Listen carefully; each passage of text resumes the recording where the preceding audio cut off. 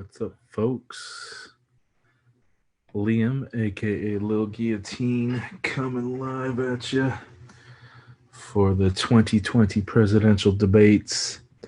So, what I'm going to attempt to do is live stream the debates on this Zoom call. I got Pro Zoom account, which enables you to live stream over Facebook, and then I'm going to try to share the screen and of the presidential debates and while it's going on, which is supposed to start in 8 minutes now, and then give some commentary as it's going along. I normally don't fuck with presidential debates at all. I think they're one of the most boring thing. I tend to think that the office of president is inconsequential when it comes to achieving social change in society. And so I generally find presidential debates and the duopolistic two-party voting system to be a sham, and I like to stay away from it as much as possible. This year, however, it's the first time I've ever heard of a president who is planning on basically attempting a fascist coup of the government, and so I think it's really interesting to see what kind of shit that Trump is going to be saying in this presidential debate. Because basically, in my opinion, it's an indefensible position that he's putting on the table when he talks about how, he's going to be, the ballots are all corrupt, and that he's going to be, taking office and not letting go of office if he loses because the ballots are all screwed up because of mail-in ballots. He's basically setting himself up to be to win and stay in the office of the president for the next 4 years if he wins the popular election, not the popular election, but the electoral college, or if he loses, in which he's using the excuse of the ballots are all screwed up and corrupt. He's been asked by several reporters at this point, I think at least 3 that I can think of, and I might have that wrong. Will you peacefully transfer the office of president to the next person, to Joe Biden, if Joe Biden wins? And he said no, we'll see, and things like that. So that's really interesting. So far in the history of the United States, every presidential election was always conceded by the person who lost the election. And so there's no process in the Constitution that lays out exactly what happens if a president doesn't concede the office of president to the next president. And so, I mean, in my opinion, what'll happen is it'll go to the Supreme Court. Say the scenario happens where Joe Biden wins the popular election, and Trump refuses to leave office. I think what will happen is that the Supreme Court will outline some sort of process for kicking Trump out of the office, like having the Secret Service remove him or arrest him, or U.S. Marshals or something like that. And then it may go on that he'll go ahead and call for his armed right-wing supporters, his white supremacist organizations, to go out in the streets and create havoc and chaos and start murdering people wantonly, and use that as an opportunity to sort of circumvent the attempts to remove him from office. So it might go down like that. That's very interesting. So yeah, I'm just really interested in what he's going to be saying. So let me do some technical things right now. It's supposed to last 90 minutes. And so I know some people, when they live stream presidential debates, with Bernie and stuff, they would kind of not say anything during the debate, and then tune in when there's dead space or something like that, commercials, and then say stuff. But I'm going to be responding whenever I find something interesting, and I'll probably mute the debates when I'm saying something. Of a healthcare plan that he thinks are important, but I don't think there's much chance that anything gets through the Democrat-controlled House. So we shouldn't expect a sort of comprehensive plan, more piecemeal kind of elements, as you say, of what he would like to see in healthcare. Well, I'm sure the White House may put out a policy paper that kind of outlines what he find. It's interesting that they're talking about healthcare because, of course, it's a heavily contested subject for the last few elections now, and of course people wholeheartedly avoid the conversation around single payer healthcare system or Medicare for all, which is of course what we need in the United States, especially now in the face of COVID. So yeah, I mean, neither of these candidates are like really down for that. I know Biden's talking about like fixing Americans, the ACA, so-called Obamacare. Trump, of course, talking about repealing it and just going back to some private system. But it's definitely an important subject that really didn't come up too much.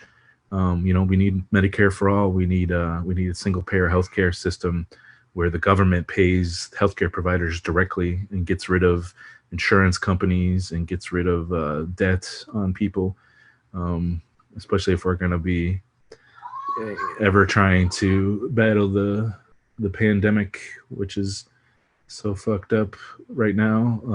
I think it's really quite a shame the way the public policy has been dealing with the pandemic, including like our local public health, who's like put next to no pressure on the university system. There's some good analysis around how the University of Wisconsin-Madison, how it's in the interest of the landlord class for them to call all these students back to UW-Madison to campus here, because it basically makes sure that the landlords are all going to get their rents for the semester, and then they go ahead and they cancel classes and make them online when really they should have avoided.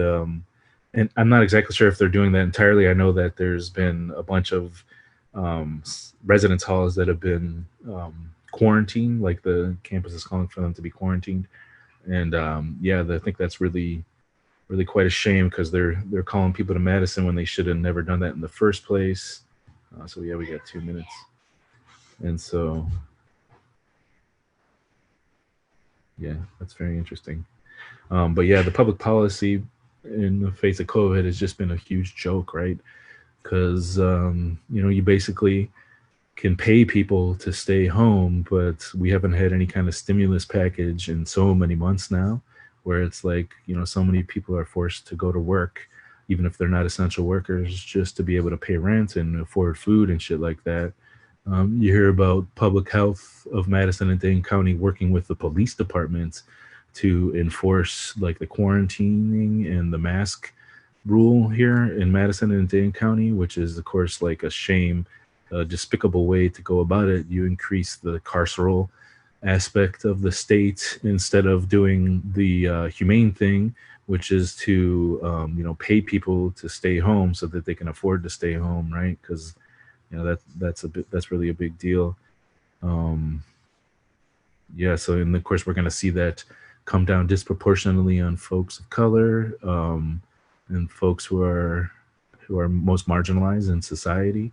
And so that's a big mistake for them to be enforcing the mask and the quarantine and the health aspects through the police departments.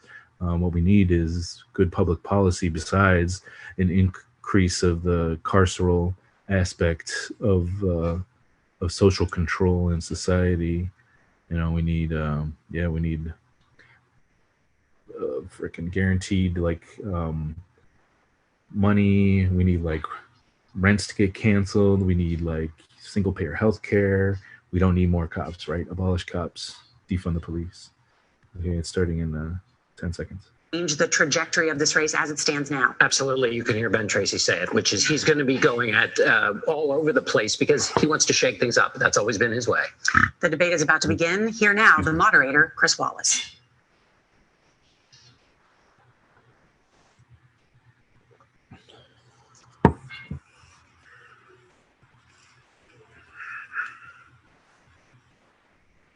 Go ahead, Chris Wallace. Good evening from the Health Education Campus of Case Western Reserve University and the Cleveland Clinic. I'm Chris Wallace of Fox News, and I welcome you to the first of... You got to wonder how packed the room is, right? With the COVID social distancing. I see at least, one person with no mask back there. It's interesting. This debate is sponsored by the Commission on Presidential Debates. The commission has designed the format, 6 roughly 15-minute segments with 2-minute answers from each candidate to the first question, then open discussion for the rest of each segment. Both campaigns have agreed to these rules. For the record, I decided the topics and the questions in each topic. I can assure you, none of the questions has been shared with the commission or the two candidates. This debate is being conducted under health and safety protocol. Yeah, they haven't shared the questions, but like the pundits, not the pundits, but the folks in the campaigns have like come up with answers to basically every single question, and it's well researched. I wonder like how they share the answers with the president, but and Biden, they most likely have like a book of shit where he refers to, or maybe he's just like has an iPad screen in front of him where the campaign like feeds him answers. I wonder about that. Except right now, as we welcome the Republican nominee, President Trump, and the Democratic nominee, Vice President Biden.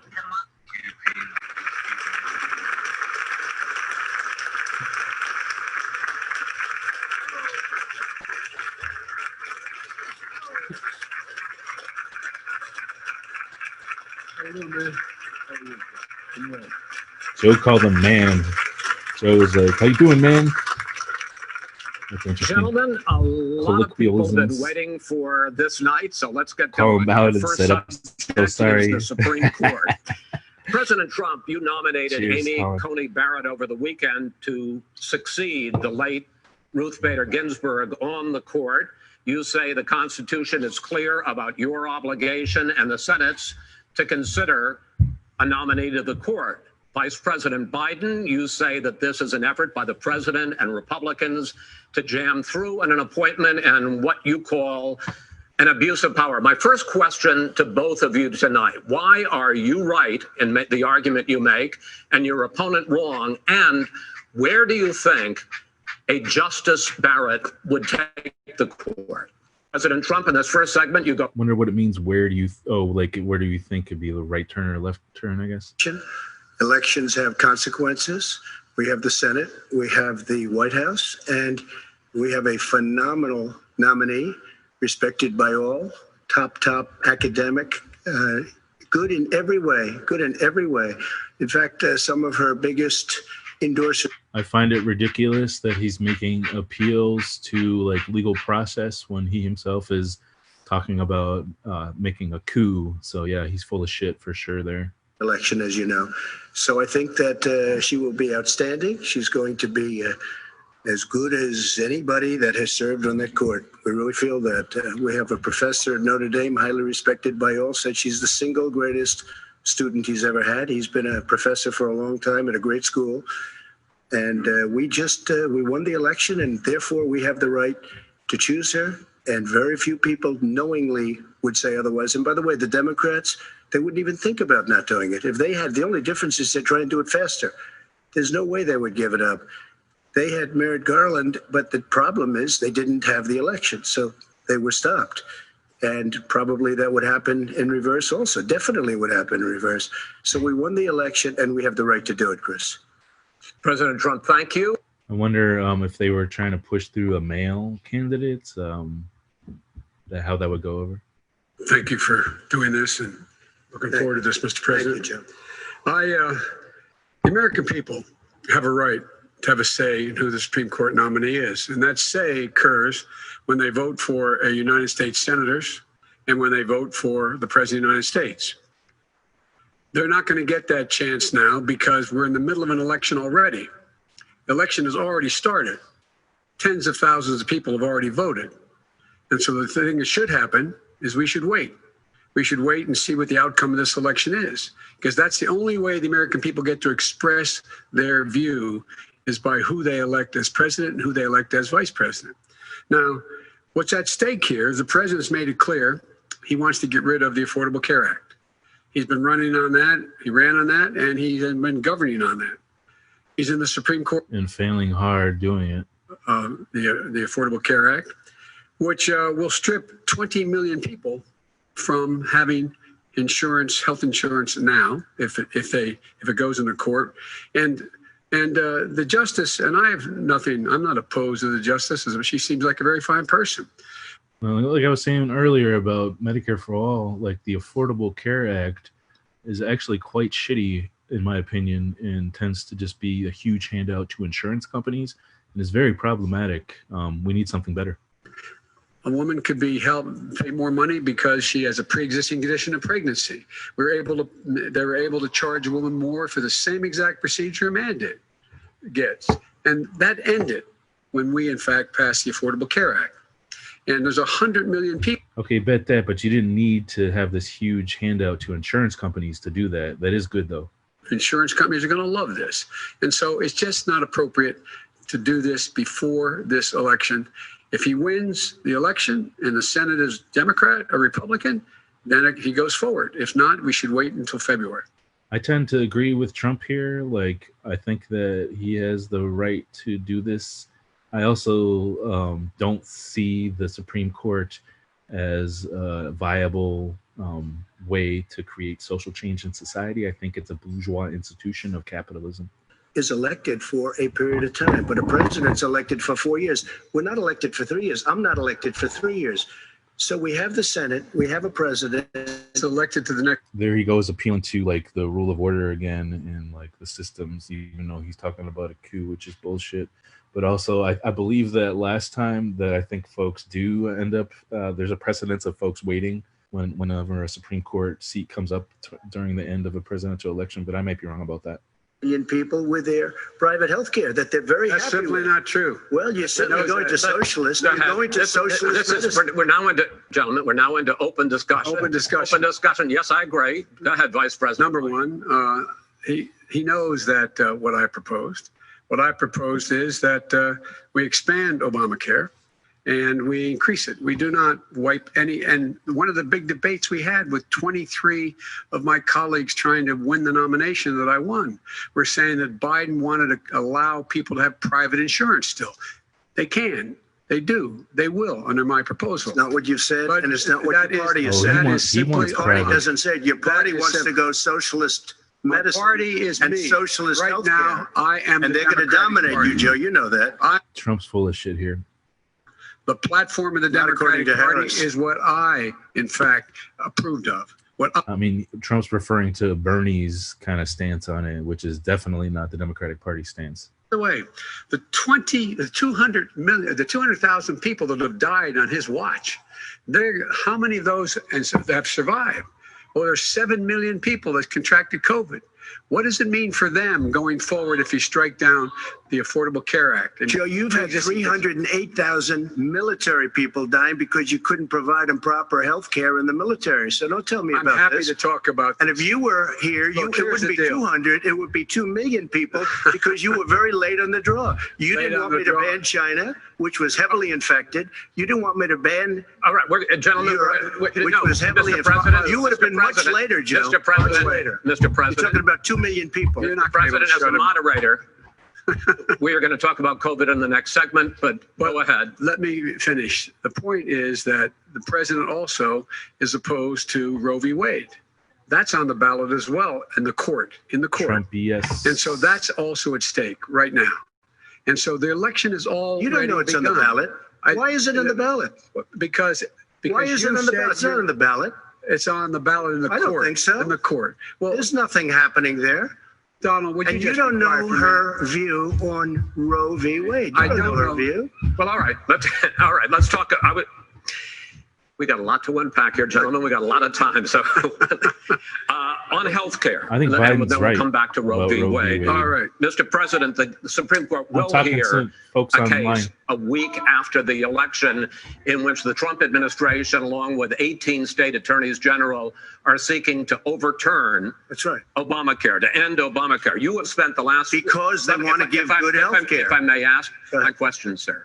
Good health care. Over the last 4 years, you have promised to repeal and replace Obamacare, but you have never in these 4 years come up with a plan, a comprehensive plan Yes, to I have. replace Obamacare. Of course I have. Well, I got rid of the individual I'm going to mandate. give you an Excuse me. opportunity. I got rid of the individual mandate, which was a That big is not chunk a of comprehensive That plan. is Excuse absolutely me. a big thing. That was the Mr. worst part Moderator. of Obamacare. Sir, Chris, you're that was the debating him, worst not part of me. Obamacare. Let me ask my question. Well, I'll ask Joe. The individual mandate was the most unpopular Mr. Vice aspect of Mr. Obamacare. I got rid of it. I'd like you and we to, will protect Mr. people President, with I'm the pre-existing moderator of this conditions. debate, and I would like you to let me ask No respect for the moderator. You, in the course of these 4 years, have never come up with a comprehensive plan to replace Obamacare. And just this last Thursday, you signed a largely symbolic executive order to protect people with pre-existing conditions 5 days before this debate. So my question, sir, is what is the Trump healthcare plan? Right. Well, first of all, I guess I'm debating you, not him, but that's okay. I'm not surprised. Let me just tell you something, that there's nothing symbolic. I'm cutting drug prices. I'm going with favored nations, which no president has the courage to do because you're going against big pharma. Drug prices will be coming down 80 or 90%. You could have done it during your 47-year period in government, but you didn't do it. Nobody's done it. So we're cutting health care. All of the things that we've done, insulin. I give you an example, insulin. It was destroying families, destroying people because I'm getting it for so cheap.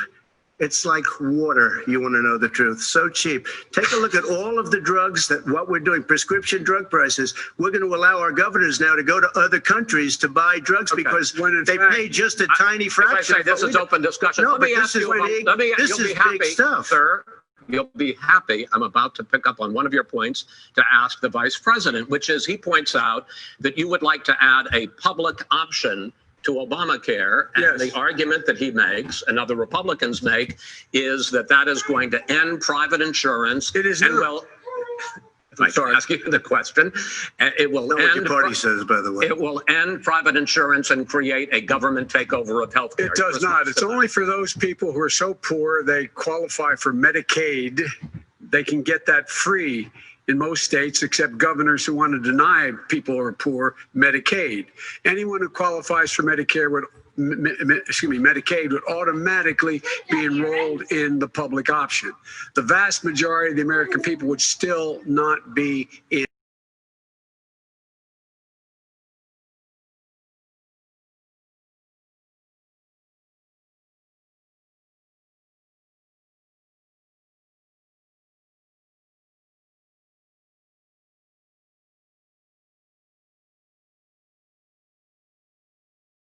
Lost every primary. All he knows how to do. Fucker is so racist talking about Pocahontas.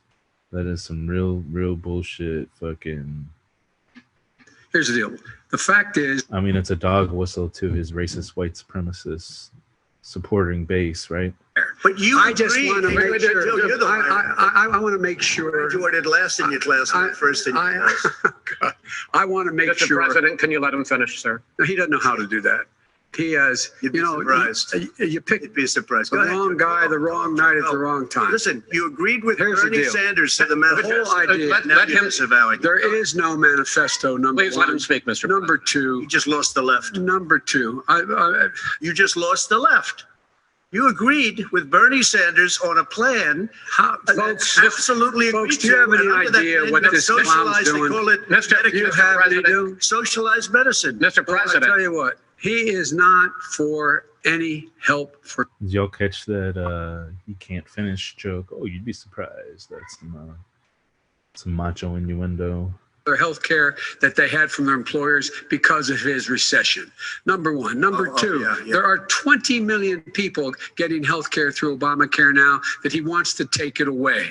He won't ever look you in the eye and say that's what he wants to do. Take it away. No, I want to give Number them better three. health care at a much lower price because and by the way, Obamacare he doesn't is know no how. good. He doesn't know how I've to do already that. fixed it. He has never I've offered already a fixed plan. it to an extent. He has Obamacare, never done a as you single might thing. know, but probably don't. Gentlemen, you realize if you're both speaking at the same time, and it's too expensive.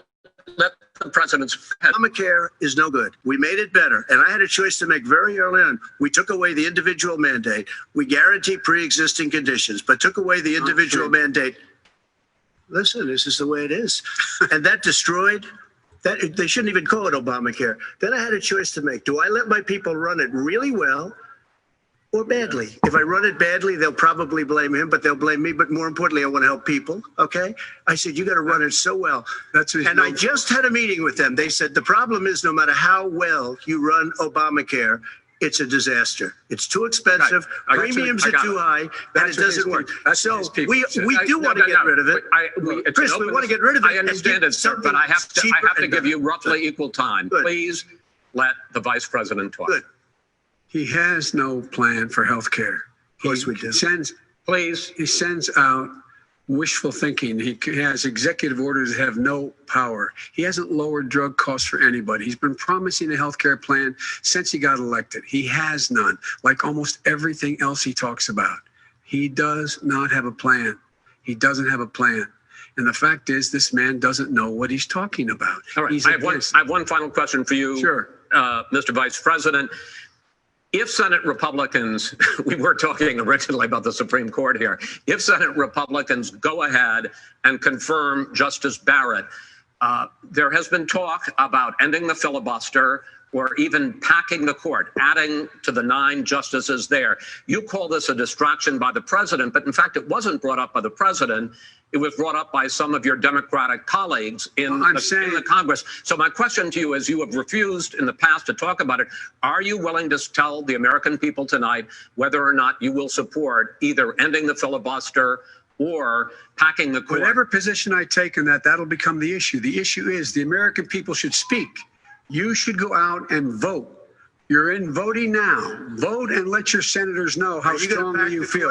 Vote now. You're going to pack the court? Make sure you, in fact, let people know you're senator. And that's another thing. It's like the homie is talking about he's going to take office if he loses or wins. So, like, I don't know. It's just the importance of voting. It's questionable. You know what I mean? Strap up.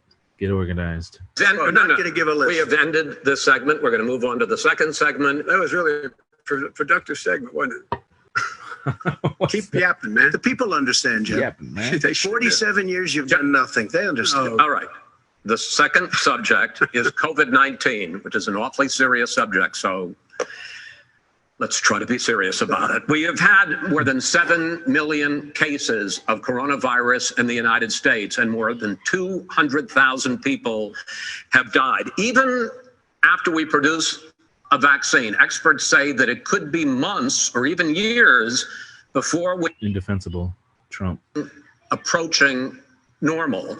My question for both of you is, based on what you have said and done so far, and what you have said you would do starting in 2021, why should the American people trust you more than your opponent to deal with this public health crisis going forward? In this case, the question goes to you first, sir. 2 minutes uninterrupted. Good luck.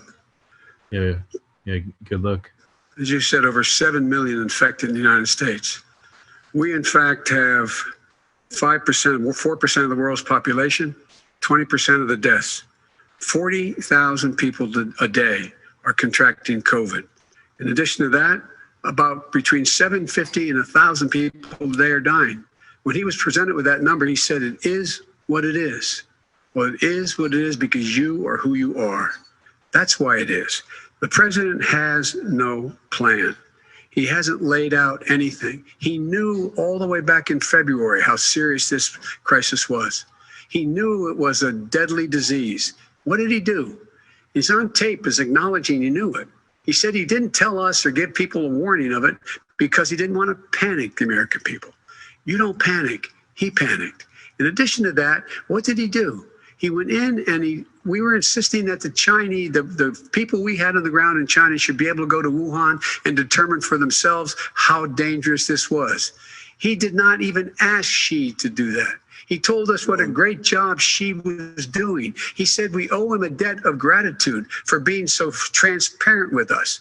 And what did he do then? He then did nothing. He waited and waited and waited. He still doesn't have a plan. Well, I laid out back in March exactly what we should be doing. And I laid out again in July what we should be doing. We should be providing all the protective gear possible. We should be providing the money the House has passed in order to be able to go out and get people the help they need to keep their businesses open schools. It costs a lot of money. You should get out of your bunker and get out of the sand trap and get in your golf course and go in the Oval Office and bring together the Democrats and Republicans and fund what needs to be done now to save lives. So if we would have listened to you. It's true. Trump has spent more time recreating than any president. Yeah. Not 200,000, and one person is too much. It's China's fault. It should have never happened. They stopped it from going in, but it was China's fault. And by the way, when you talk about numbers, you don't. And China had an impeccable response to the outbreak, and still has. Exactly give you a straight count, just so you understand.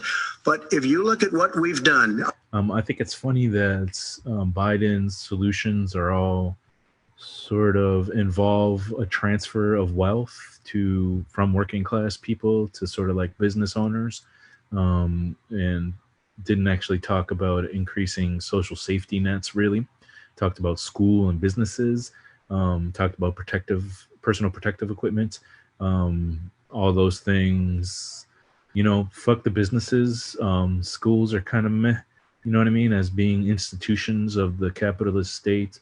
I could take them or leave them. I do like them for the fact that the social services they provide. But yeah, the folks are not talking about providing a universal basic income or doing universal health care, which are all going to be really crucial things. Of course, it's very disgusting that like the response with personal protective equipment has been so pathetic from Trump too. So he's right. Biden's right to bring that up, but really, really lacking there in that response. I think that was a failure. I don't care. I've gotten used to it. But I'll tell you, Joe, you could never have done the job that we did. You don't have it in your blood. You could have never done that job. I know how to do the job. Stupid macho. I know how to get the job. Well, you didn't do very well in swine flu. H1N1, you were a disaster. What? Your own chief Oh, yeah, like you're going to even fucking 14,000 people died, not 200,000. There was no economic recession. Sir, you made a there was no recession. You made a point. Let him answer. And there was no one. There's no. Not even close to comparison. I mean, he's shut down. The reason it's shut down is because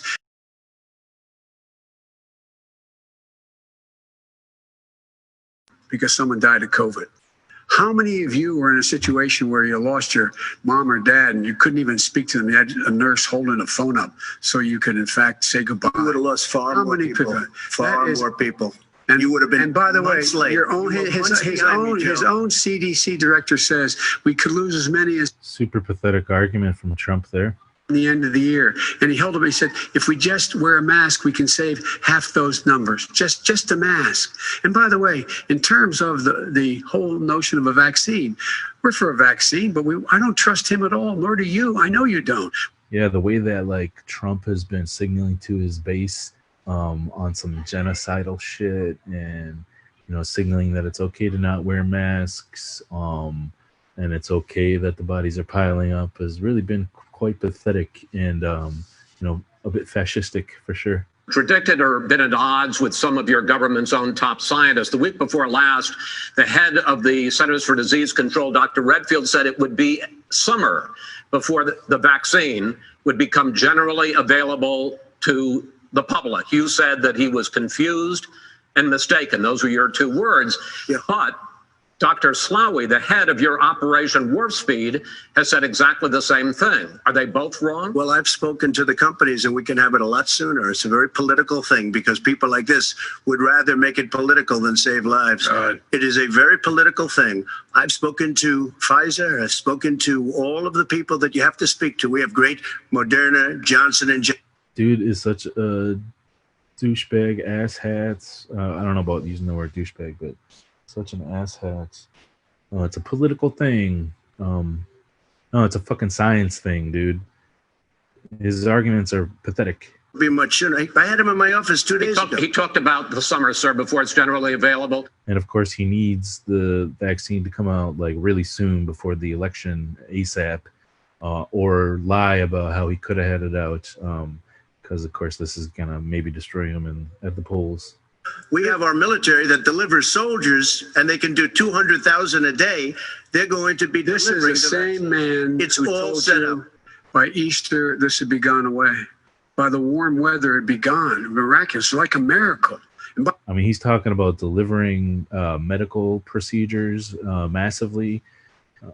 Like his testing response for COVID-19 has been all but pathetic. You see countries like Taiwan and South Korea and how good they did mobilizing tests and how pathetic Trump has done to this day. The distribution of that vaccine will not occur until sometime beginning or the middle of next year to get it out, if we get the vaccine. Right. And pray God we will. Pray God we will. Mr. Vice President, I want to pick up on this question, though. You say the public can trust the scientists, but they can't trust President Trump. In fact, you said that again tonight. Your running mate, Senator Harris, goes further, saying the public health experts, quote, will be muzzled, will be suppressed.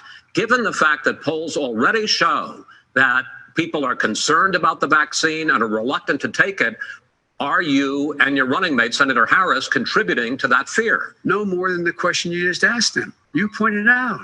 He puts pressure and disagrees with his own scientists. But you're saying everybody knows. Senator Harris is saying you trust the scientists. No. You can't trust the scientists. She didn't say that. You can't trust. She said the public health experts, quote, will be muzzled, will be suppressed. Well, that's what he's going to try to do. But there's millions of scientists. There's thousands of scientists out there, like here at this great hospital, that don't work for him.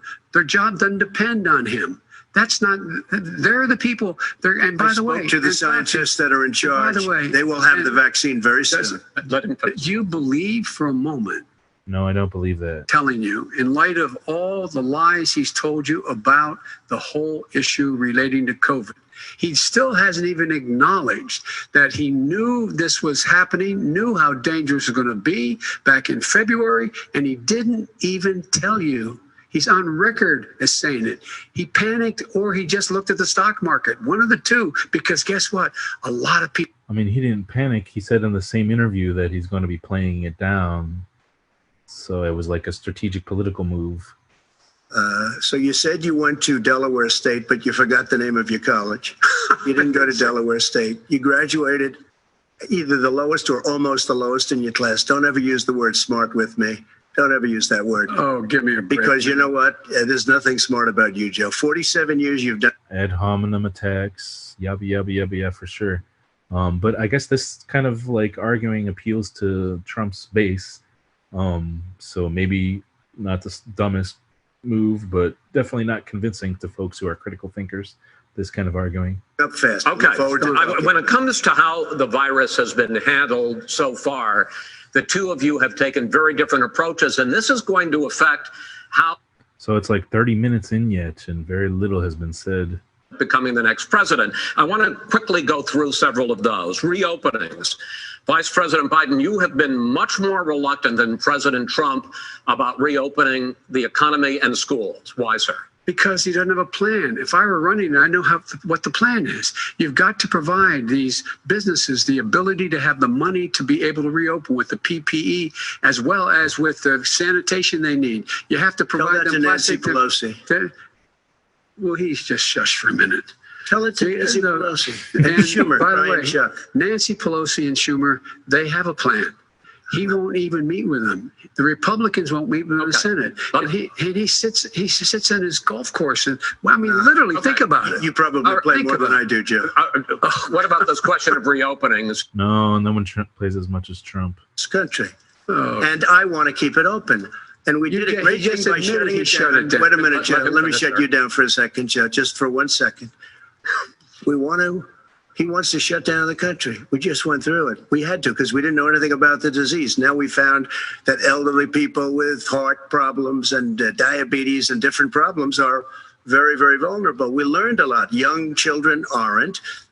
Even younger people aren't. We've learned a lot. But he wants to shut it down. More. So Trump is saying that we shut down the country so that we could learn some basic scientific facts around the coronavirus, and I guess denying now that we shut down the country in order to quarantine folks and to, keep the curve down. What's up with that? Respond to that. President Trump, you have begun to increasingly question the effectiveness of masks as a disease preventer. And in fact, recently you have cited the issue of waiters touching their masks and touching plates. Are you questioning I think the efficacy of masks? You have to understand, if you look, I have a mask right here. I put a mask on, when I think I need it. Tonight, as an example, everybody's had a test and you've had social distancing and all of the things that you have to, but I wear masks when needed. When needed, I wear masks. Okay, let me ask. I don't wear masks like him. Every time you see him, he's got a mask. He could be speaking 200 feet away from it. He shows up with the biggest mask I've ever seen. I will say this. Vice President Biden. I don't like that Biden laughing all the time. How about y'all? I don't know. Table open. We provided money. But I was asking you, sir, about masks. Well, masks make a big difference. His own head of the CDC said if we just wore masks between now, everybody wore masks in social distance between now and January, we'd probably save up to 100,000 lives. It matters. And they've also said the opposite. They've also said no serious person said the opposite. Well, look at Dr. Fauci. Dr. Fauci said the opposite. He did not say the opposite. We got a little bit more than a minute left in this segment. Masks are not good. Then he changed his mind. He said masks are good. I'm okay with masks. I want to ask you both about one last subject because he definitely is fighting masks, y'all. He's like been seen one time, like out of dozens of times, wearing a mask when he should. Sorry. Outside, yes, sir. Agreed. Vice President Biden, you are holding. And just how he dog whistle signals to his base, folks who are anti-maskers and shit. Nobody shows up to his rallies. All right. In any case, why you holding the big rallies? Biggest rallies. I got the biggest rallies. They're huge. I want to hear what I have to say. I mean, but are you not worried about a great job as a president, and I'll have 25, 35,000 people show up at airports. We use airports. Are you not worried about we the have a lot of issues, people. Sir? Well, so far, we have had no problem whatsoever. It's outside. That's a big difference, according to the experts. And we do them outside. We have tremendous crowds, as you see. What a dumbass dude. Yeah. We have huge crowds from my ego, but yeah, that's and there definitely has been a lot of COVID traced back to his shit. Stand back. Put on your mask. Put on a mask. Have you been tested? I'm way far away from those other people. That's what he said. I can't. I'm going to be okay. He's not worried about you. He's not worried about the people out there breathing in one another. We've had no negative effect. No negative effect. We've had no negative effect. And we've had 35, 40,000 people at these rallies. Just quickly finish up because I want to move on to our next. Yes, I would. He's been totally irresponsible the way in which he has handled the social distancing and people wearing masks, basically encourage them not to. All right. Ben, he's a fool on this. If you could get the crowds, you would have done the same thing, but you can't.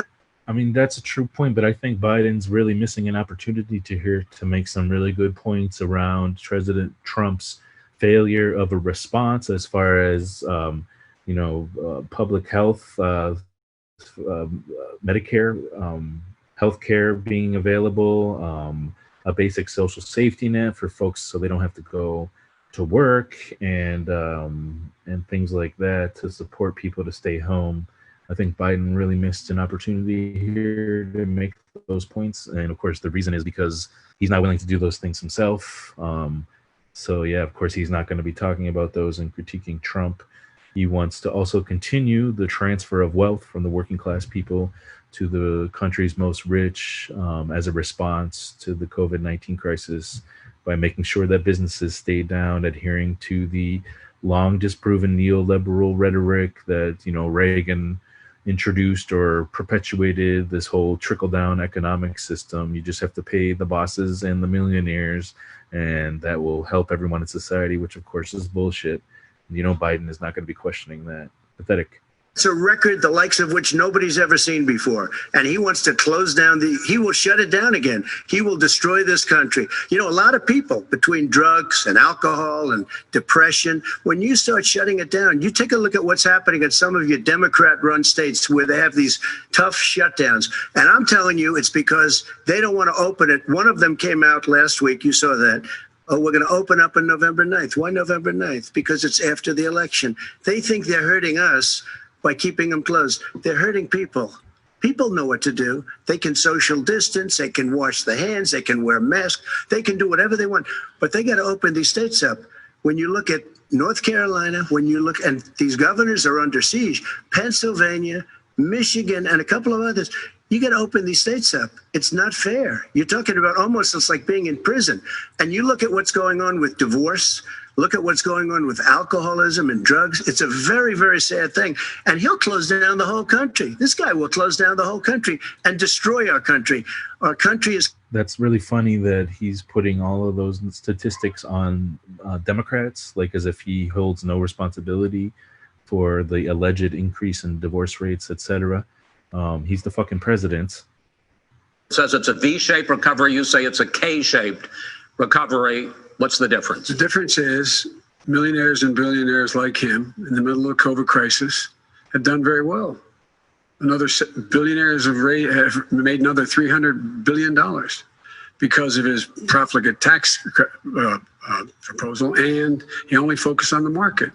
But you folks at home, you folks living in Scranton and Claymont and all the small towns and working class towns in America, how well are you doing? This guy paid a total of $750 in taxes. Sir, wait, no, sir. It's just yeah, I understand. You've agreed to the 2 minutes, so please let him have it. Do I get my time back? The fact is that he has, in fact, worked on this in a way that he's going to be the first president of the United States to leave office having fewer jobs in his administration than when he became president. Fewer jobs than when he became president. First one in American history. Secondly, the people who have lost their jobs are those people who have been on the front lines, those people who have been saving our lives, those people who have been out there dying, people who've been putting themselves in the way to make sure that we could all try to make it.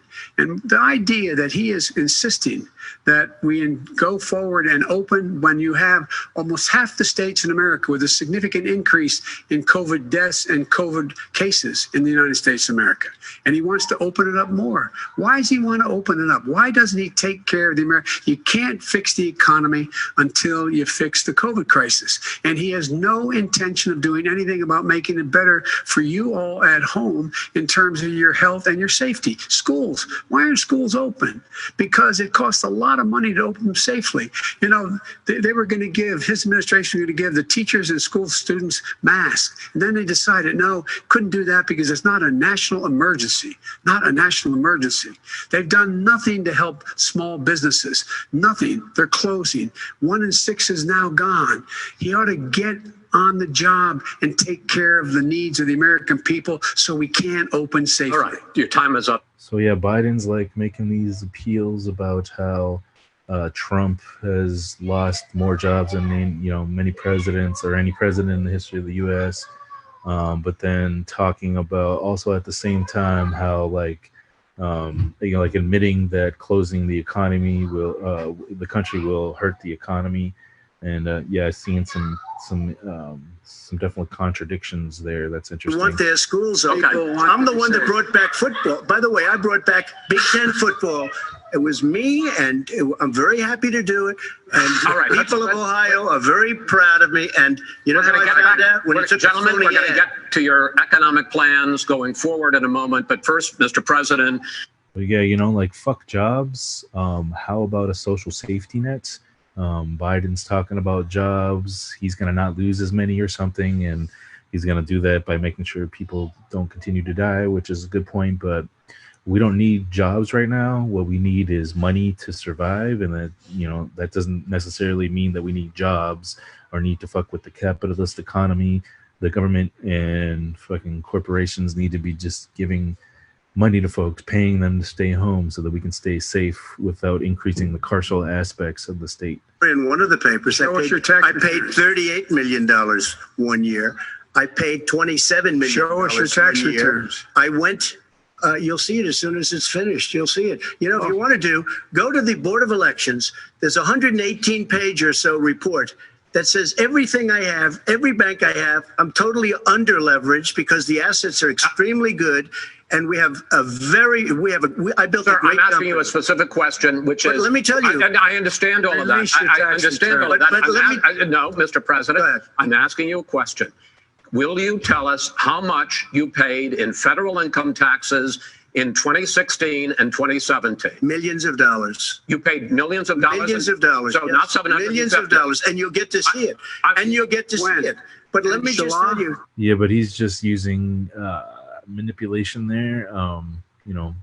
He only paid the few hundred at the end of the year, but he's saying he paid more throughout, I guess. they go through the laws, and that's what it is. He passed a tax bill that gave us all these privileges for depreciation and for... You take a look at that New York Times article that came out a couple days ago about Trump's finances and taxes. Yeah, and it's really obvious that there's some big manipulation going on that Trump did, having paid only $750 million or $750 for a couple years in taxes. Definitely some things happening there where he's kind of not paying his share for sure. Money a school teacher makes is because of him. He says he's smart because he can take advantage of the tax code, and he does take advantage of the tax code. That's why I'm going to eliminate the Trump tax cuts, and we're going to. The tax code reflects the mores and the norms of the ruling classes, right? So it's not taking advantage necessarily of the tax code. It's that the tax code is there to help millionaires and billionaires in the first place, right?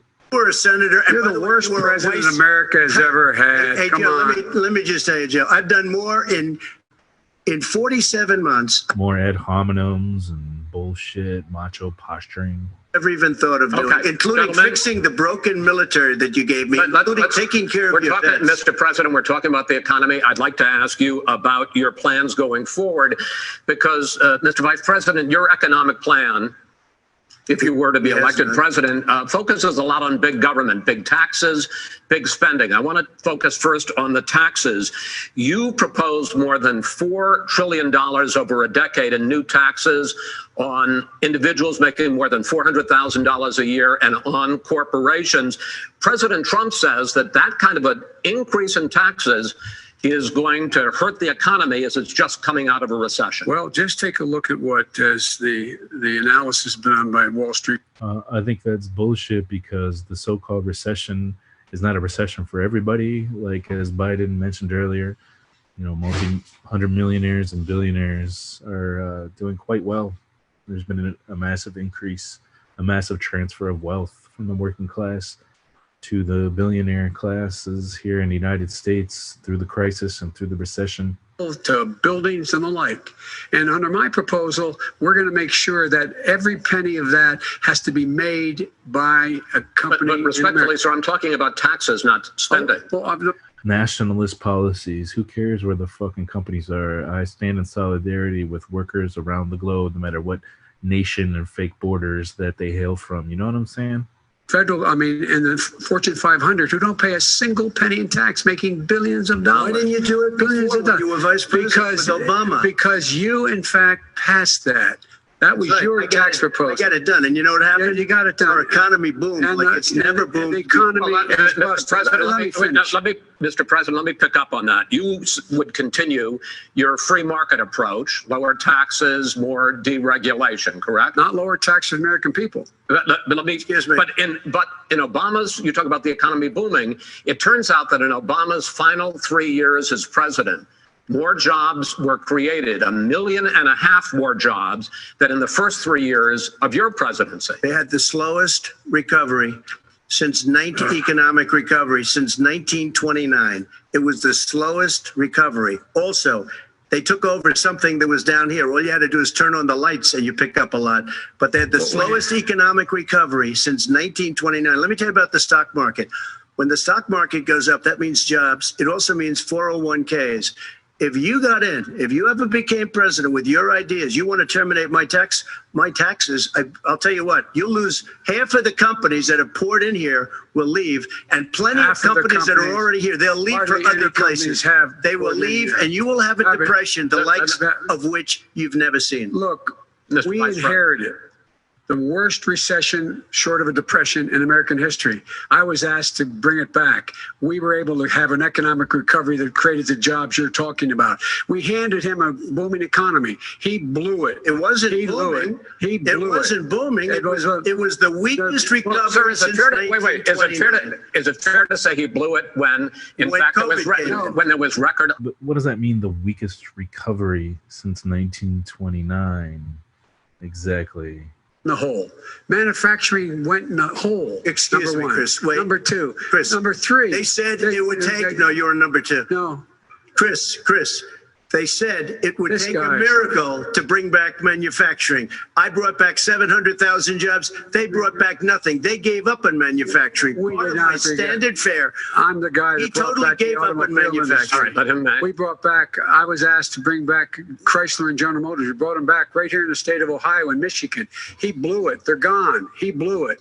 And in fact, they're going. Ohio had the best year it's ever had last year. Michigan had the best year they've ever had. That is not Many true. car companies No, came in from Germany, from Japan, went to Michigan, went to Ohio. They're not having And they didn't come in with you. Mr. Vice President, go ahead.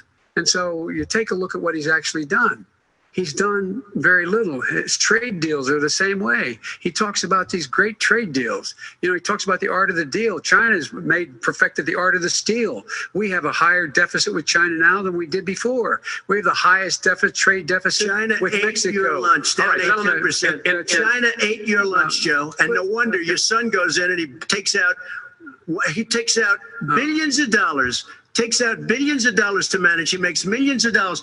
And also, while we're at it, why is it, just out of curiosity, the mayor of Moscow's wife gave your son $3.5 million. What did he do to deserve it? What did he do with Burisma to deserve $183,000? You've asked the question, let him answer. None of that is true. Oh, really? He didn't get $3.5 million? Mr. President, Totally. Mr. President, please.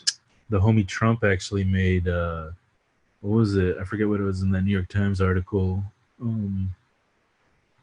A few million off of Miss Universe that he held in Moscow. So yeah, the couple 100,000 or whatever pales in comparison to the amount of money that Trump is raking in out of from Russian comrades. President, My son did nothing wrong at Burisma. I think he did. Mr. President, let him answer. Conspiracies. Let me answer because he knows I have the truth. His position has been totally, thoroughly discredited. By who? And The media. By everybody. Well, by the media, by because our they refuse to allies, talk by the about it World because they're Bank, embarrassed. by everyone has discredited. Matter of fact, even the people who testified under ooth. So let me ask you this. No, go ahead, Mr. I'm listening to you. People under. He got $3.5 million from Moscow. He testified under oath in his administration, said, I did my job and I did it very well. Oh, I really? did it I'd like to honorably. know who they are. Well, I'll give you the list of the fire people who them. testified. No, go ahead, sir. Sure, you've already fired most of them because they did a good job. Some people don't do Well, a good here's job. With you, Go ahead. they Wait a minute. You get the final word, Mr. Well, it's hard to get any word in with this clown. Excuse me. Hey, let me just say, No. Mr. President. $3.5 million, Joe. That is simply Why did not he true. deserve $3.5 million from It- Moscow? Look, here's the deal. We want to talk about families and ethics.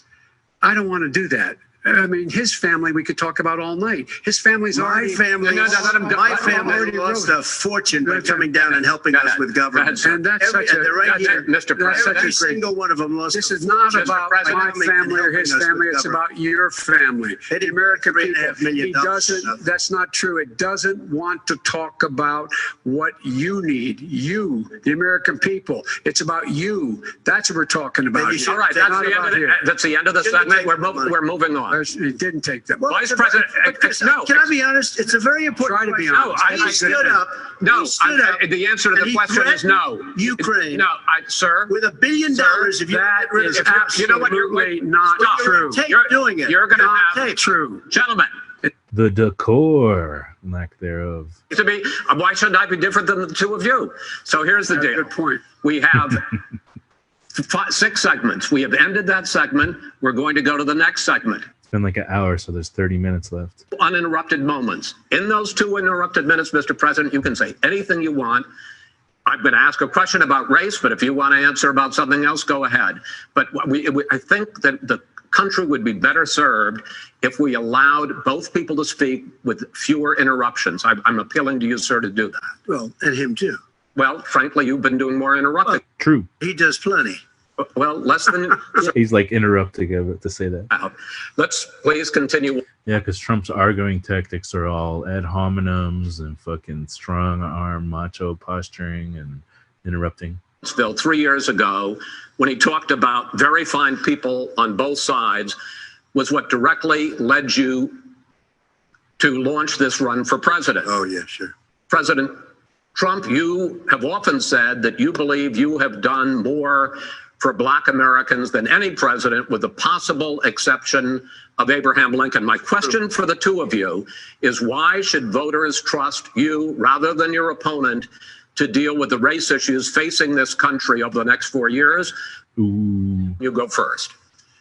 It's about equity and equality. It's about decency. It's about the Constitution. And we have never walked away from trying to require equity for everyone, equality for the whole of America. But we've never accomplished it. But we've never walked away. It's funny that he's using those two words interchangeably when they're not the same, equity and equality. Close your eyes. Remember what those people look like coming out of the fields carrying torches, their veins bulging, just spewing anti-Semitic bile, and accompanied by the Ku Klux Klan. A young woman got killed. And they asked the president what he thought. He said there were very fine people on both sides. No president has ever said anything like that. It is now, second point I'd make to you is that when Floyd was killed, when Mr. Floyd was killed, there was a peaceful protest in front of the White House. What did he do? He came out of his bunker, had the military use tear gas on him so he could walk across to a church and hold up a Bible. And then what happened after that? The bishop of that very church said that it was a disgrace. The general who was with him said all he ever wants to do is divide people, not unite people at all. This is a president who has used everything as a dog whistle to try to generate racist hatred, racist division. This is a man who, in fact, you talk about helping African Americans. 1 in 1,000 African Americans has been killed because of the coronavirus. And if he doesn't do something quickly, by the end of the year, 1 in 500 will have been killed. 1 in 500 African Americans. This man is a savior of African Americans. This man cares at all. This man's done virtually nothing. Look, the fact is that you have to look at what he talks about. You have to look at what he did. And what he did has been disastrous for the African-American community. So, President Trump, you have 2 minutes. Why should Americans... True that, but yeah, he could have went a lot deeper there. He did a crime bill, 1994, where you call them super predators, African Americans, super predators, and they've never forgotten it. He actually never said that. No, sir, it's his 2 minutes. So you did that, and they call you a super predator, and I'm letting people out of jail now that you have treated the African American population. But good point about the crime bill. Community about as bad as anybody in this country. You did the 1990, and that's why if you look at the polls, I'm doing better than any Republican has done in a long time, because they saw what you did. You call them super predators, and you've called them worse than that, because you look back at your testimony over the years, you've called them a lot worse than that. As far as the church is concerned, and as far as the generals are concerned, we just got the... Right, because Trump is better at dog whistling and empowering the white supremacist, mass murdering base through supporting the police and fucking, yeah. So. Texas, I have Ohio, I have Portland. The sheriff just came out today and he said, I support President Trump. I don't think you have any law enforcement. You can't even say the word law enforcement, because if you say those words... Wait, why is Trump bringing up law enforcement when he's talking about empowering African Americans? Is he not aware that there's a mass movement against police brutality going on in the United States? I think this is a big mistake. But they won't do it because they're run by radical left Democrats. If you look at Chicago, if you look at any place you want to look, Seattle, they heard we were coming in the following day and they put up their hands and we got back Seattle. Minneapolis, we got it back, Joe, because we believe in law and order, but you don't. The top 10 cities and just about the top 40 cities are run by Democrats and in many cases radical left. And they've got you wrapped around their finger, Joe, to a point where you don't want to say anything about law and order. And I'll tell you what, the people of this country want and demand law and order, and you're afraid to even say it. Wow, okay, so he's using this opportunity to respond to a question about African-American folks in the United States to further dog whistle to his conservative base and talk about law and order and prop up the police even more. So it's like Trump does not give a shit about black voters or black people, and it's very obvious here, right? Jeez, that was pathetic. There's systemic injustice in this country, in education and work, and in law enforcement, and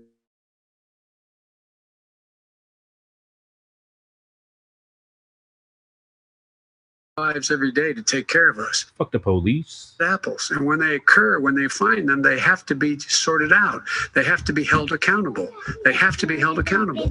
The good cop theory. There's no good cops. Together, an entire group of people at the White House, well, everything from the civil rights.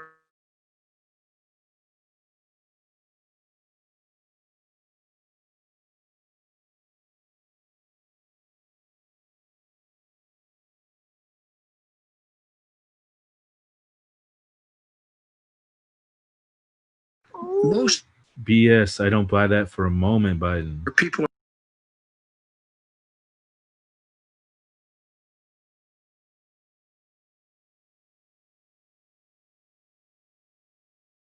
protest when they. What are you defining as violent, right? So why aren't you calling out the police for their violence, Biden?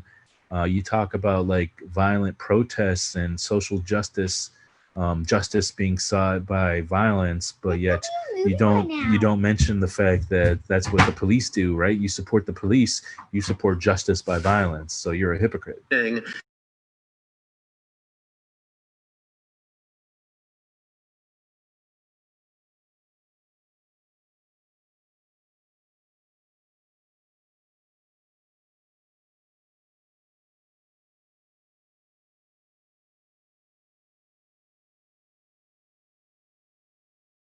It was a radical revolution. So yeah, it's really clear here that Trump doesn't give a shit about black voters, and he's just going down, doubling down hard here for the white conservative, white supremacist base who give a shit about black people. He's such a fucking racist. That's horrible.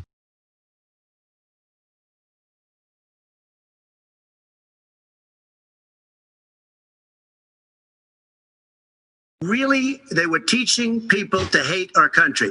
Talking about it's racist, like anti-white racism. This is like some hardcore like fascist signaling right here. It's pretty fucked up.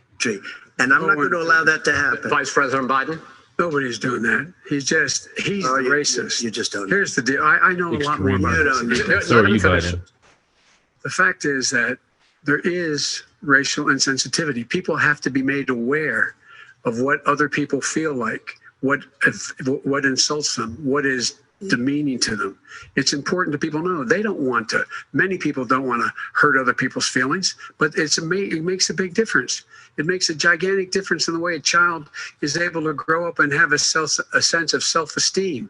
It's a little bit like how this guy and his friends look down on so many people. They look down their nose on people like Irish Catholics like me and grew up in Scranton. They look down on people who don't have money. They look down on people who are of a different faith. They look down on people who are a different color. In fact, we're all Americans. The only way we're going to bring this country together is bring... Looking down on Irish Catholics? What the hell is that shit? That's like some page out of a white supremacist book right there. Irish Catholics are an oppressed class somehow or something? Biden administration, there was tremendous division. There was hate. He's talking about self-esteem for folks who are people of color, but he should also be talking about like having white people deal with their racism, internalized and systemic racism. Violent than what I'm even seeing now. But the reason is that the Democrats that run these cities don't want to talk like you about law and order. Violent you crime. Still haven't mentioned. Are you in favor of law and order? I'm in favor of law. You follow. Are you in favor of law and order? Go ahead. You asked a question, let him finish. Law and order. This is Law and order with justice, where people get treated fairly. Okay. And the fact of the matter is, violent crime went down 17%, 15% in our administration. All right. It's gone up on his watch. Went down much more than ours. All right, we're down. Mr. President, you're going to... In fact, violent crime has been going down consistently for many years, right? We're Democratic-run cities. That's exactly my question. There has been a dramatic increase in homicides in America this summer particularly, and you often blame... Except for that. ...mayors and Democratic governors, but in fact there have been equivalent spikes in Republican-led cities like Tulsa and Fort Worth. So the question is this really just a little bit of civil war? Issue. You can bring in a couple of examples, but if you look at Chicago, what's going on in Chicago, where 53 people were shot and 8 died shot. If you look at New York, where it's going up like nobody's ever seen it.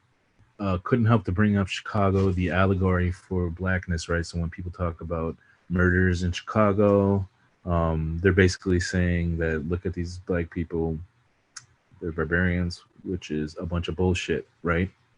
More dog whistling to the white supremacist base. We would have, our suburbs would be gone. By the way, our suburbs would be gone, and you would see problems like you've never seen. He wouldn't know a suburb unless he took a wrong turn. Oh, I know suburbs. He would not. So Go ahead, wait a minute. I was raised in the suburbs. This is not 1950. All these dog whistles and racism don't work anymore. Suburbs are by and large integrated. There's many people today driving their kids to soccer practice and or to black and... True that suburb and urban talk is definitely some dog whistle bullshit.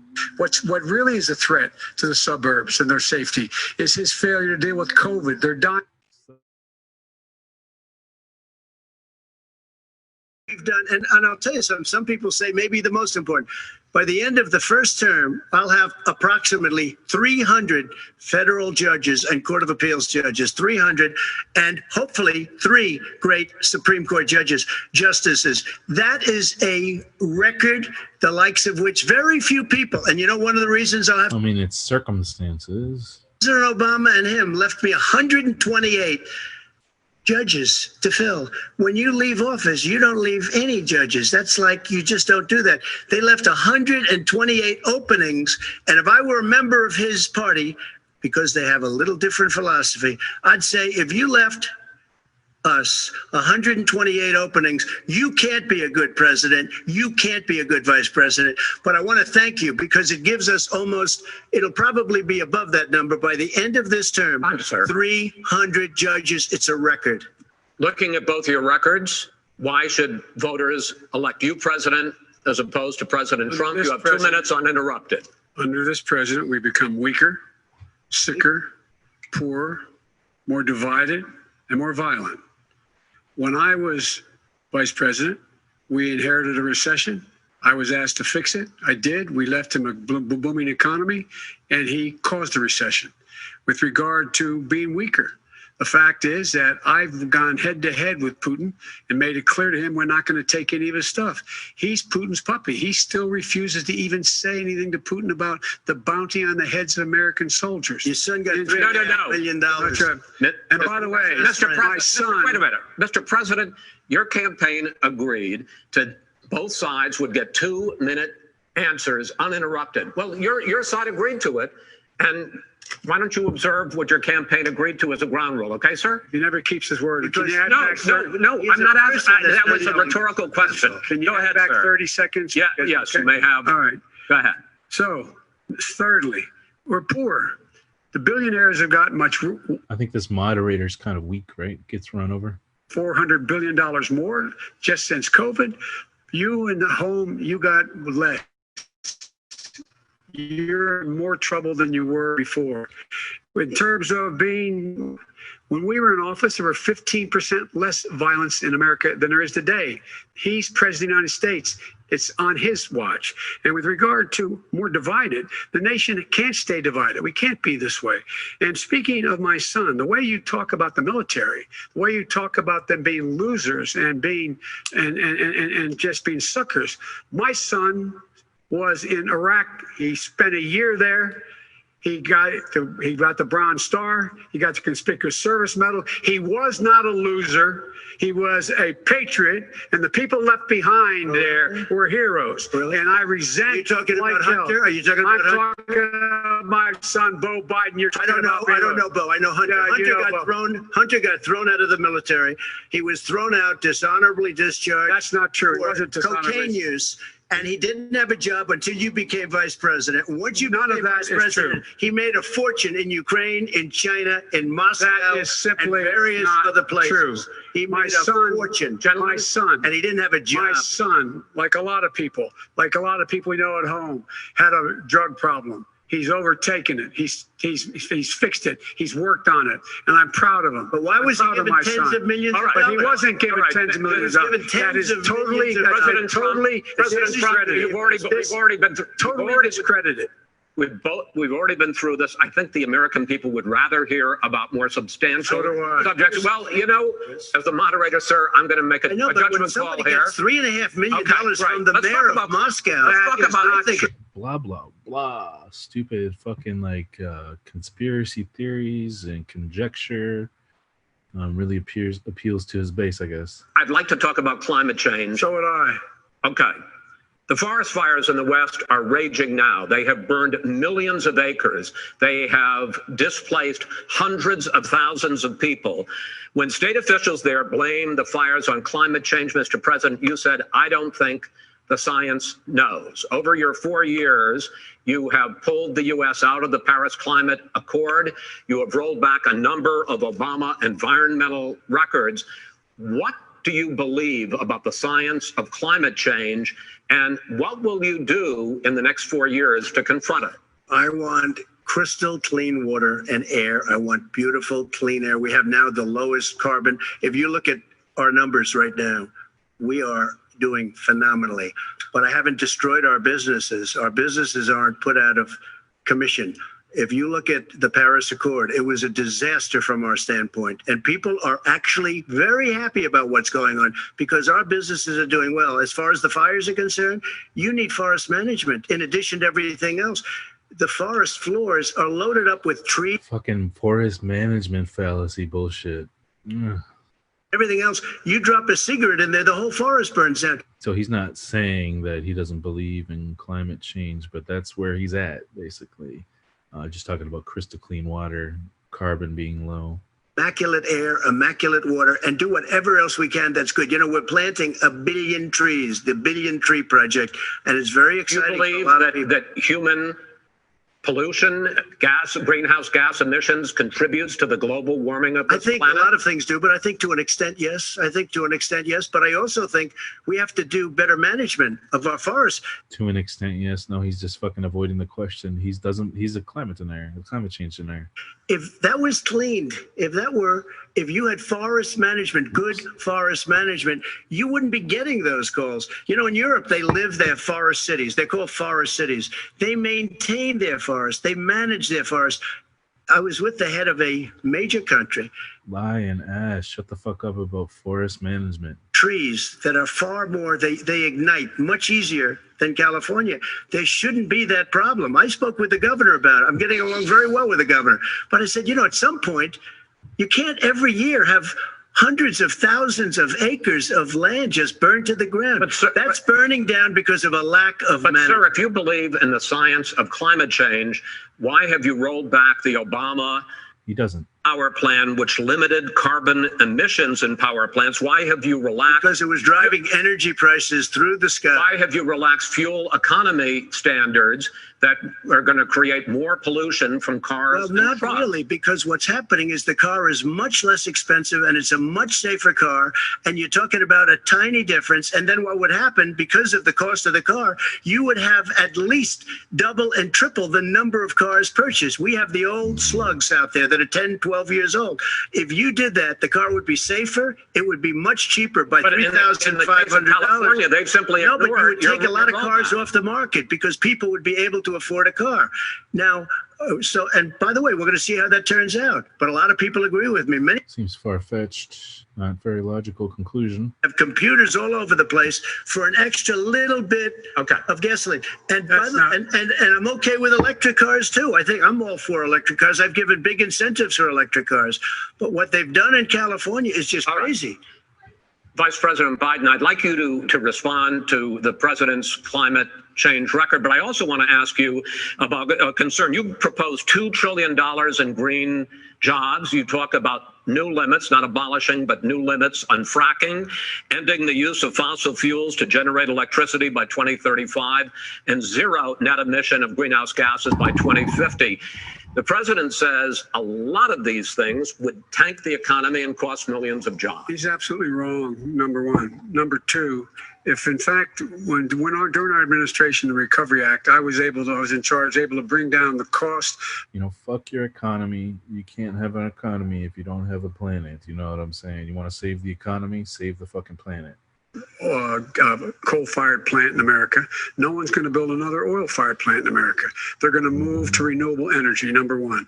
Number two, we're going to make sure that we are able to take the federal fleet and turn it into a fleet that's run on their electric vehicles. Making sure that we can do that, we're going to put 500,000 charging stations.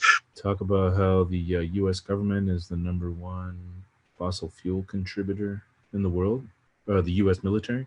Us to take 4 million buildings and make sure that they in fact are weatherized in a way that in fact they'll emit significantly less.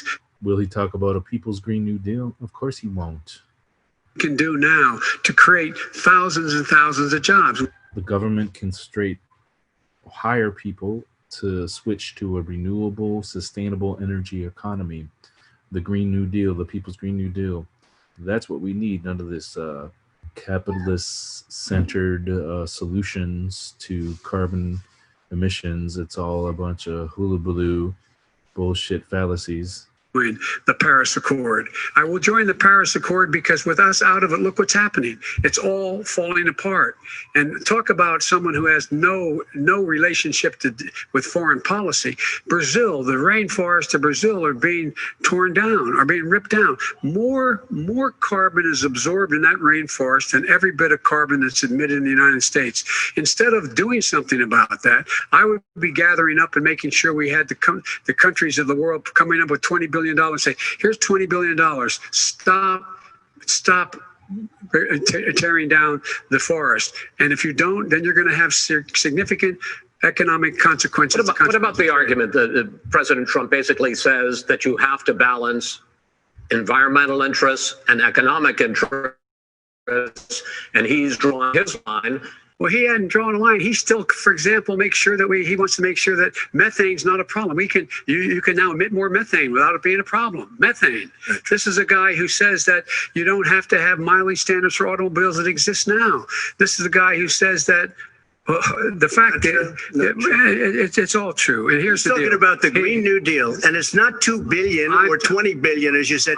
It's $100 trillion. I'm talking about where they want to rip down buildings and rebuild the building. No, it's the dumbest, most ridiculous. Where airplanes are out of business, where two-car systems are out, where they want to take out the cows too. That's not true either, right?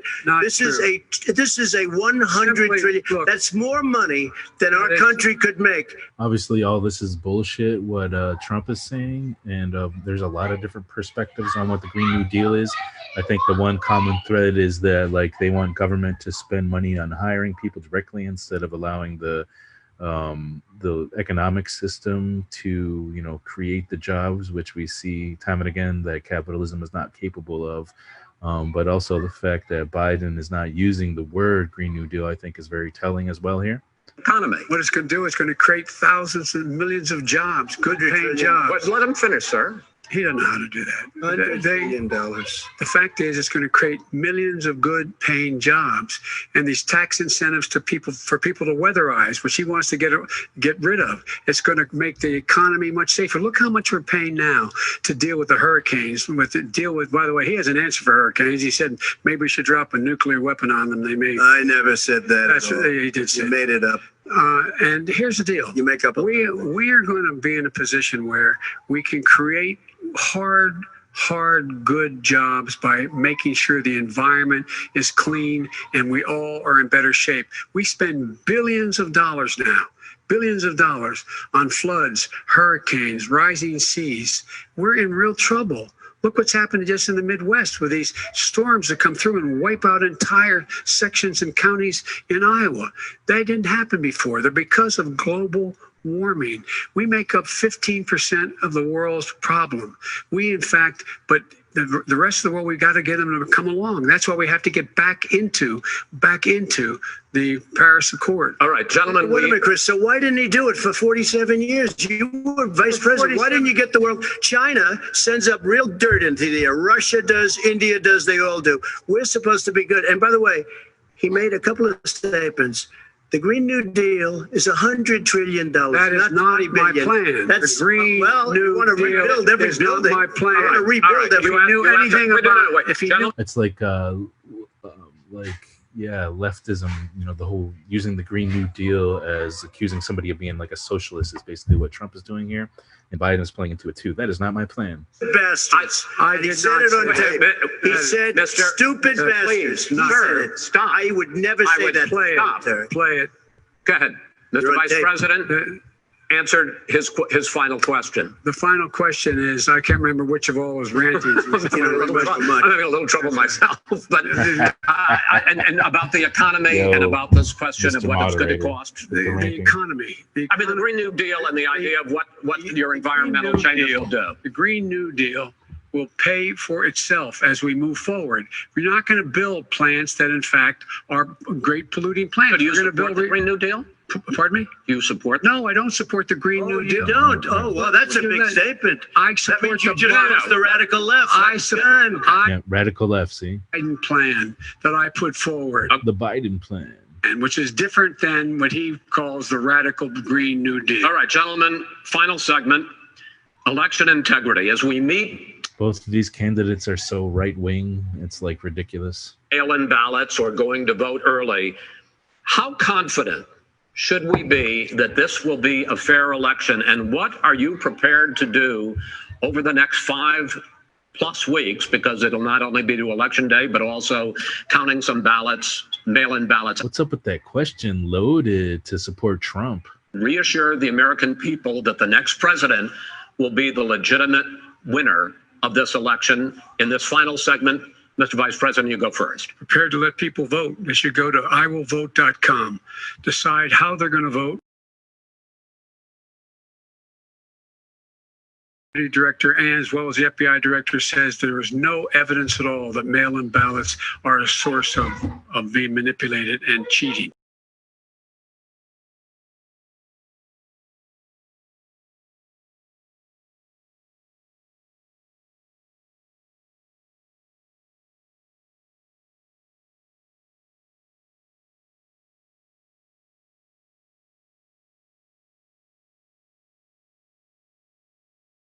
Polls are open on time, and they're poll watchers. So like Biden is like talking about this kind of like fascist policing of polls as well. That's kind of fucked up. There are people that are thinking that it's not going to be legitimate.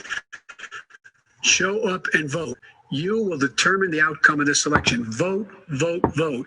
If you're able to vote early in your state, vote early. If you're able to vote in person, vote. Fuck a poll watcher. Mail-in voting, yo. Like, they should be able to do this shit online. It's not that hard. Folks do like $1 million transactions online, but yet there's some kind of security risk to like a vote. I don't buy it. I think it's a bunch of bullshit. Accept it. But by the way, if in fact he says he's not sure what he's going to accept, well, let me tell you something. It doesn't matter, because if we get the votes, it's going to be all over. He's going to go. He can't stay in power. I don't know about that. Civil war. Just make sure you understand you have it in your control to determine what this country is going to look like the next 4 years. Is it going to change? You get 4 more years of these lies.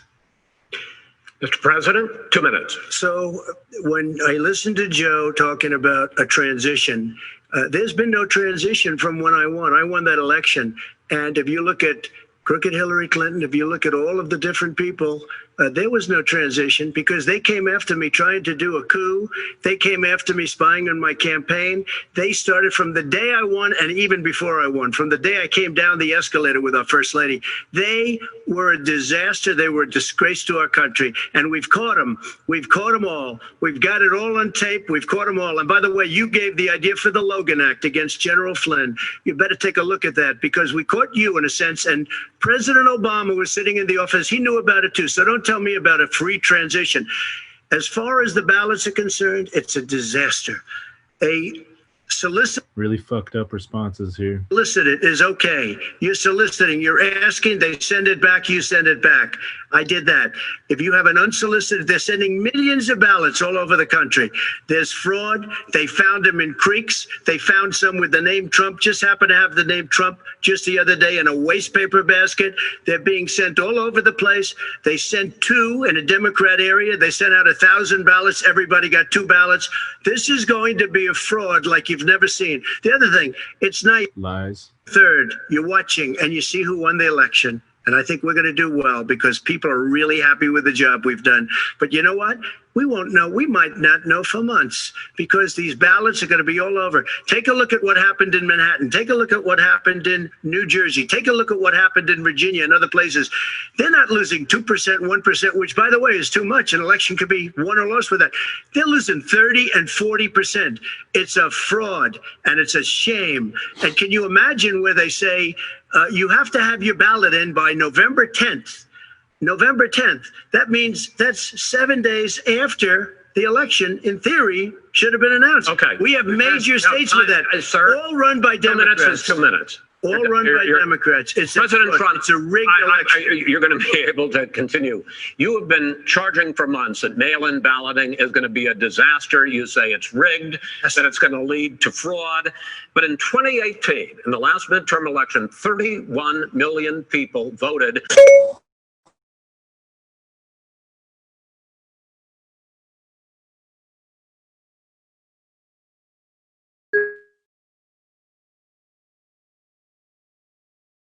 Ballot gone out. What are you going to do about it? And are you counting on the Supreme Court, including a Justice Barrett, to settle any dispute? Yeah, I think I'm counting on them to look at the ballots, definitely. I hope we don't need them in terms of the election itself. But for the ballots, I think so, because what's happening is incredible. I read today, where at least 1% of the ballots for 2016 were invalidated. They take them. We don't like them. We don't like them. But what are you going to do about it if there are millions of ballots going out right now? What you do is you go and vote. You do a solicited ballot. No, that's okay. Or you go and vote. I'm asking you about the fact that millions of people. What he's going to do about it is fucking not leave office. It's pretty obvious. Millions of people. You either do, Chris, a solicited ballot where you're sending it in, they're sending it back, and you're sending. They have mailmen with lots of it. Did you see what's going on? Take a look at West Virginia. Mailmen selling the ballots. They're being sold. They're being dumped in rivers. This is a horrible fucking bunch of lies. Wow. No, this is not going to end well. Okay. This is not going to end well. 5 states. Yeah, it's not going to end well, dude. Decade or more, 5, including 2 Republican states. And you don't have to solicit the ballot. It's sent to you. It's sent to your home. I had to solicit the ballot personally. What about y'all? Postmark by election day. If it doesn't get in till the 7th, 8th, 9th, it still should be counted. He's just afraid of counting the votes because you're wrong. This whole talk that Trump did about how they didn't transition his election is just an excuse for his plans where he's going to refuse to leave office. That shit's pretty scary. And all these lies about ballots ending up in creeks and in trash cans. Wow, a bunch of fucking fibbing, just horrible news. Really, really scary shit. Some other irregularity, or they missed the deadline. So the question I have is, are you concerned that the Supreme Court with a Justice Barrett will settle any dispute? I'm concerned that any court would settle this because here's the deal. When you get a ballot and you fill it out, you're supposed to have an affidavit. If you didn't know, you have someone say that this is me. You should be able to, if in fact you can verify that's you before the ballot is thrown out, that's sufficient to be able to count the ballot because someone made a mistake and not dotting the correct I. Who they voted for, testify, say who they voted for, say it's you. That is totally legitimate. All right. Excuse me, when you have 80 million ballots, Senate and swamping the system, you know it can't be done. Come on, moderator.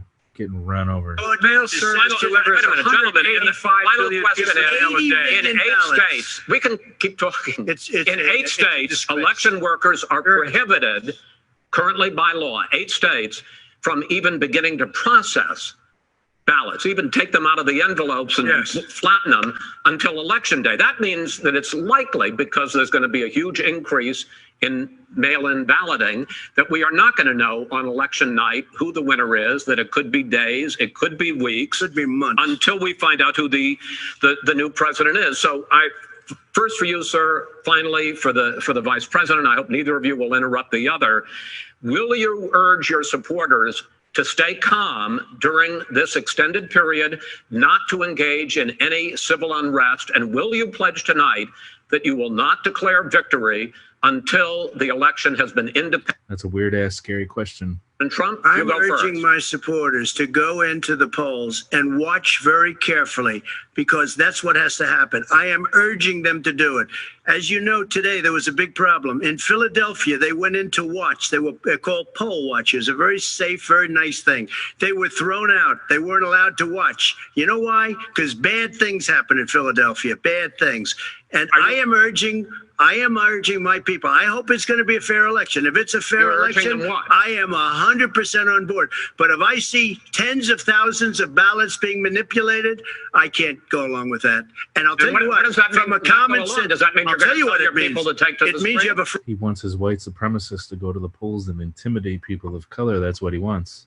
These people aren't equipped to handle it. Number one. Number two. If it's going to be a fair election, I'm okay. Otherwise, I'm not. He's already said that it's not a fair election and the ballots are rigged. So he's already going to be calling his fascist troops into the balloting places to do quote unquote poll watching, which is like, calling for some insurrection and right wing shit, some really scary civil war, fucking really ominous. Fucking horrible response there. The ballots, as you pointed out, some of these ballots in some states can't even be opened until election day. And if there's thousands of ballots, it's going to take time to do it. And by the way, our military, they've been voting by ballots since at the end of the Civil War, in effect. And that's what's going to happen. Why is it for them somehow not fraudulent? It's the same process. It's honest. No one has established at all that there is fraud related to mail-in ballots, that somehow it's a fraudulent process. It's already been established. Take a look at Carolyn Maloney's race. You had an opportunity to respond. Carolyn Maloney. They have no idea. This moderator has apparently never done any parenting. The deal. The fact is, I will accept it, and he will too. You know why? Because once the winner is declared, after all the ballots are counted, all the votes are counted, that'll be the end of it. That'll be the end of it. And if it's me, in fact, fine. If it's not me, I'll support the outcome. And I'll be a president, not just for the Democrats. I'll be a president for Democrats and Republicans.